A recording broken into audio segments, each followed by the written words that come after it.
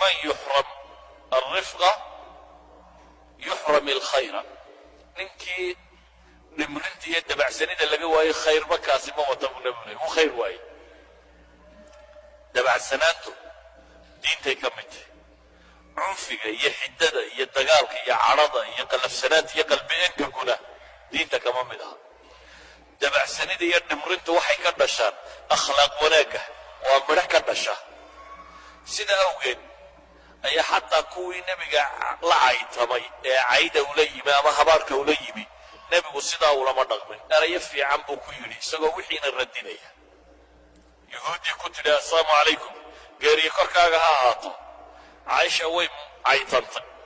oo waxay tidhi wacalaykum allacnatu wassalaam, idinka geeri iyo nacdaliba korkiinna ha ahaato. nebigu wuxuu ku yidhi caaishaay, toaf xun ha noqonin oo miyaanad maqlin bay tidhi ilaahay rasuulkiisa waxay ku hadlayeen. nebigu wuxuu yidhi waan maqlay,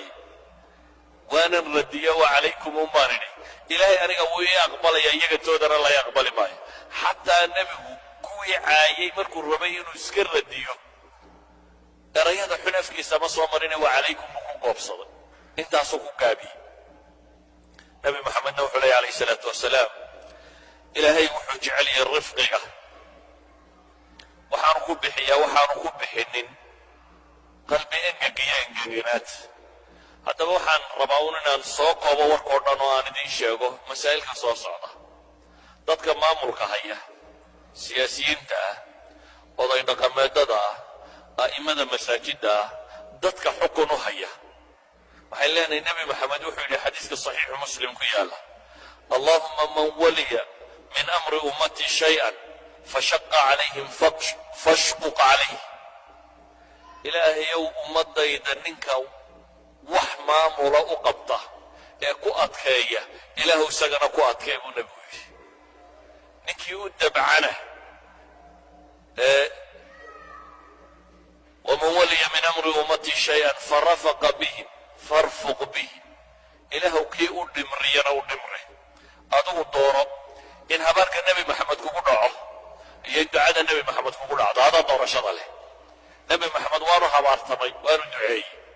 wuu habaaray. cidda maamul ummad u haysa, madax ha noqoto, madax dhaqameed, kuwa siyaasadeed, kuwa diineed, a'imo, cidday doontaba ha noqoto.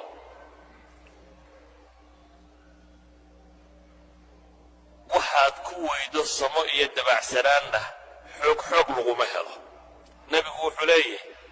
rifqigu, dabacsanidu shay ma lagula yimaado ilaa iyo zaana uu qurxiyaa. shayna dabacsanida lagama saaro ilaa iyo shaana uu ceebeeya, uu xumeeya. ciddii dabacsanaan la siiyey dheeftiisaa khayr laga siiyey. ciddii dabacsanida weydayna khayr waa waayey buu nebigu yidhi. xad buu nebigu ka gaadhay dabacsanida. safar iyadoo lagu jiro ayaa nin dhallinyaroo saxaabiyo cod macaana oo awr hogaaminaya dumar saaran yihiin ayaa awrtu hees ugu dhuftay. nin aad u cod macaanna uu ahaa. xoolaha waxaa la yaqaanaa heesaha loo qaado way bartaan. marka la caraabinayo mid baa loo qaadaa, marka la hogaaminayo mid baa loo qaadaa, marka la waraabinayo mid baa loo qaadaa. qof cod macaani hadduu gala u heeso isagoo hoggaanka u haya, awrtu way dheeraysaa iyadoo dhegaysanaysa qofka kale. saxaabi la yidhaahda anjasha oo aad u cod macaana ayaa hees ugu dhuftay awrtuu hogaaminayey. dabeetana awrtii baa dheeraysay oo xoog u dheeraysay.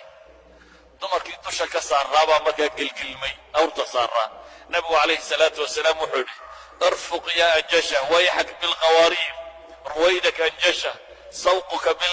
sawqaka bilqawaariin. anjashow dumarka dhowr buu nebigu leeyahy calayhi salaatu wasalaam, quraaradaha jajabini. isagoo nebigu uu tilmaamaya laa taksir ilqawaariin. yacni nebi maxamed wuxuu gaadhay xad naxariistiisu awrkaan la hogaaminayo qofka saaran inaan la gelgelin uu rabo ee si fiican loo kaxeeyo. waxaan ku soo koobayaa leeyahay qoys kastaoo dhisan hadday dhimrinta iyo naxariista isticmaalaan way jirayaan. haddii islaantu ay kakanaato qaylo badnaato, ama odaygu askari uu noqdo marka uu soo galo awaamir uu bixiyo yar uu derbiyada kala galaan oo qofba meel ku dhuunto sidii kornayl guriga soo galay hadday saa noqoto nebigu wuxuu leeyahy idaa araada allahu biahli beytin khayra adkhala calayhim alrifqa baa nebigu yidhi guri haddii ilaahay khayr la doono dabacsaniduu geliyaabaa rabbi ayuu nebigu leeyahy calayhi salaatu wasalaam guri haddii khayr lala doono walidalik baa gurigii nebiga nebiga wuxuu leeyahay caaisha waan aqaanaa markaad ii cadhaysantay bal hadda u fiirso waa caasho cadhootay oo guriga joogta laakiin maxay samaynaysaa calaamaduu nebigu ku garanaya inay cadhoonaysa ma inay timaa iska raftaama mise waa inay qaylaysa mise waa inay buuqda maya nebigu wuxuu yidhi markaad cadhaysantay waan gartaa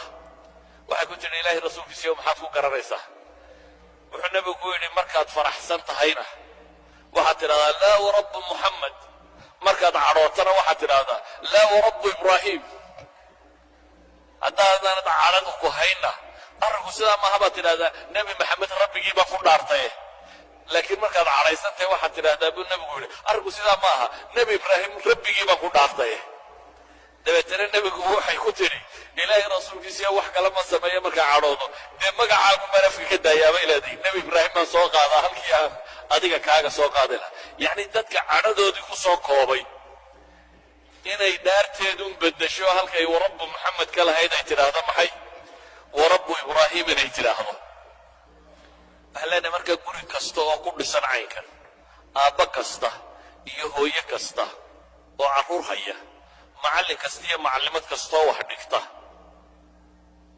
waxaan leenahay qofka aad rabto inaad rabbayso qalbigiisa fur intaanu caqliga furin haddaad is tidhahdaa awaamir iyo xoog tuko qasab saa yeel inta uu yaryay deela waa la tumayaayo uu iska aqbali laakiin maalintuu dhowr iyo toban jir gaadho inaga intaa qaylada buu ku odhanaya maalintuu dhowr iyo toban gaadho tarbiyada xoogaahi ma socoto markaa meel ma gaadhayso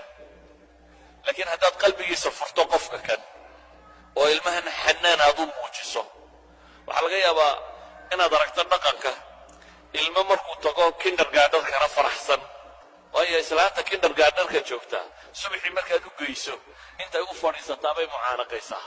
ka yar intay jilbaha dhulka u dhigto marka yara adigu aad mooday ayay mucaanaqaysaa hadhow markay kugu soo daraysana waa soo mucaanaqaysaa klan bay soo siisaa hadhowna adiguna adigoo gacanta hayoo jiidayaada war hore u soo soco leh ayaad dhigtaa waad ka dhaqaaqdaa hadhowna mee xagu jira war soo bax gaadhiga fulu habsan baanu nahaye gaadhigaad kula carartaa idan markuu xaggeeda u sii socdana waa inuu faraxsanaadaa adiga xaggaaga markuu u soo socdana rabshad baa ku soo socotay waa inuu cadhaysnaadaade iyadu qalbigiisay furtay saa daraaddeed macallimaddu waxay sheegtay kasta uu rumaysay run buu haystaa macallimaddii baa saatin uu ku odhanaya waayo macallimaddu qalbigiisay furatay kadib caqligiisu waxbuu aqbalaya adiguna adigoo qalbiga furin baad waxaad rabtaa inaad caqliga uu kuu furmo suurtagalla maaha ilma haddaad rabta inaad rabbayso qalbigiisa fur dhunko soo dhowee eray fiican ku dheh ammaan markaasaa qalbigiisu kuu furmaya xataa hadduu qalad sameeyey qofku ma wada xuma qayb wanaagsan buu leeyahy wixii wanaagsanay uu sameeyey ku ammaan hooyo wiil fiican baad tahay saan baad samaysay kan baad samaysay waxan baad samaysay waxaasoo dhan baad ku samaysay aad baad u fiican tahay ammaan tahay eri qalbigiisay furaysaa laakiin hooye waxaad ku dartaa inaad homeworkana ka shaqayso isagoo soo arkaya qof wax qabtay inuu yahay ayuu wuxuu isleeyahy intan yara ka dhibanna islaanta aad ammaanteeda wada heshide inta yarna ku dar laakiin haddaad soo gasho adigoo leh maanta oo dhan shaqaad ku maqlayd ama markaad soo gasho waad leedahay yaa ka shaqaynin homeworkiisii waa dagaal arrinkaagu fadhiisto shaqeeya homeworka ka shaqeeya markaasay ku odhaya aaba tv-gaanu yara dhegaysanaynayo waa kackaca tv leyni orad ka shaqee in yar markuu gaadho uu kaa tegi ina waxay leenahay rifqigaynu sheegaynaa nebi maxamed wuxuu leeyahay dabacsani wax laguma daro ilaa iyo way qurxisaa qalqallafsanaan wax laguma daro ilaa iyo way fool xumaysaa sidaa awgeed ninkii ku yidhi 10 carruuraa dhalo weligay mid ma dhunkanin nebi maxamed wuxuu ku yidhi haddii qalbigaaga ilaahay naxariista ka siibay maxaan anigu kuu samaynaya waxay leenahay qof kasta oo dhallinyaro ah oo waalid leh إلهي وحكوا واخفض لهما جناح الذل من الرحمة وقل رب ارحمهما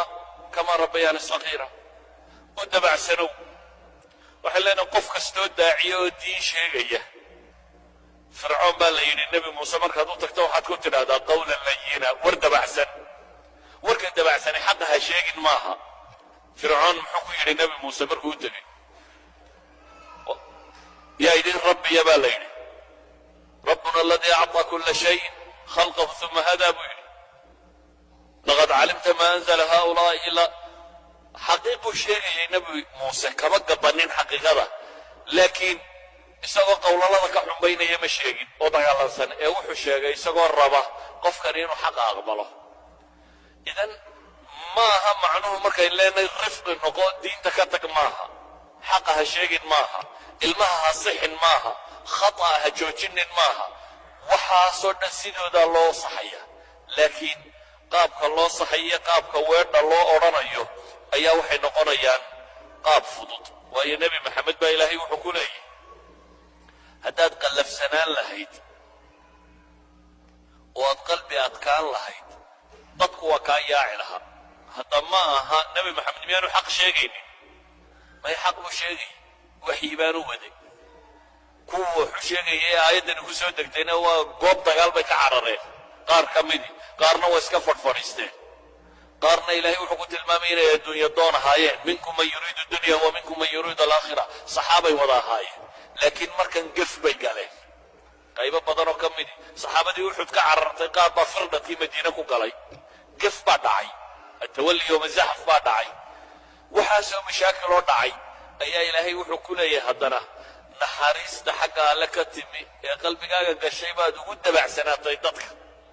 ee haddaad adadkaan lahayd dadku wuu kaa tegi lahaa kuwaas baa ilaahay wuxuu ku leeyahay facfu canhum wastakfir lahum washaawirhum fi lamr kuwaa dembigooda dhaaf oo ilaahay dembi dhaaf u weydii arrinta iyo taladana wax ka sii baa ilaahay leeyahy maalin bay gafeen oo dib loola hadli maayo nimankaas ay iska tagaan ma jirto maalin way gafeen laakiin waa laga toobad keenaa gafka saa awgeed warka aan rabaa wuxuu yahay marka xaqa waynu sheegaynaa ilaahay kitaabkiisana la qarin maayo sunnada nebigana waa la sheegayaa madaxdaa loo sheegayaa maamuladaa loo sheegayaa a'immadaa loo sheegayaa caamadaa loo sheegayaa cid walbaa loo sheegayaa laakiin usluub buu xaqu u baahan iyo dhimurin walidalik nebigu calayhi salaatu wasalaam wuxuu inoo tilmaamayaa dhimurintu in khayr dhammaantii ugu jiro soomaalidu nacasnimay u haysataa sacaynkaa maaha ad adayg iyo qallafsanida baynu raganimo u naqaanaa marka reerkiina lasoo qaado inaad qowlalada ka xumbayso